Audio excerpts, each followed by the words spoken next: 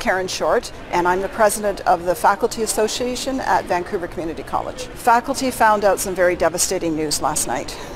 Over 3,000 students who thought they could come back in January and continue with their English language training will have no courses to return to. As a result, there will be no work for instructors either.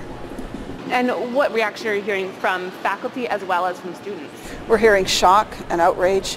When the government announced there would be some transitional funding and that they would be working on a long-term strategy to continue with ESL training in post-secondary, we had hope. We thought that at some point we will be able to sit down with the government and work out how we can continue to serve the needs of this community. When we found out we were cut to zero, there would be no more funding after December 17th. It was shock, just absolute shock. And what was the government telling you beforehand about the kind of solutions they were looking at, or what was the involvement and the interaction there? We were planning to meet with Minister Verk on June 11th. He canceled the meeting on Tuesday, so we had hoped to sit down with him and talk about a long-term strategy. We know there's been a funding model change. We thought it would be simply a change in how the funds would flow through the province.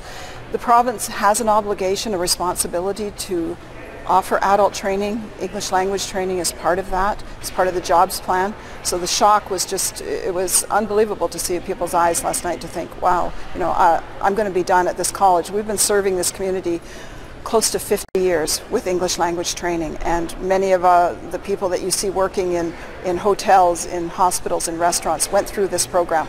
We're one of the best kept secrets in Vancouver. So. And where will they go now? What's the option? We don't know. We don't know if there is a capacity out there to even come near the 3,000 students that we have been serving per term, 3,000 per term. We don't know where they'll go, and they don't know either. So many of them are just beginning their studies, some are halfway through, or some are just about to finish. They've come in for English-specific training. They'll be an engineer or a doctor in their own country and they need some upgrading. We don't know where they'll go because they won't be able to continue on with their career path until they have some English language. I'd ask Minister Verk, how can people get a job and continue with their life without this basic training? How can they do that? And Minister Verk, why don't you do this? This is a very fundamental step in the economy. We all want the economy to grow. We want people to prosper. We want good society. We want happy families.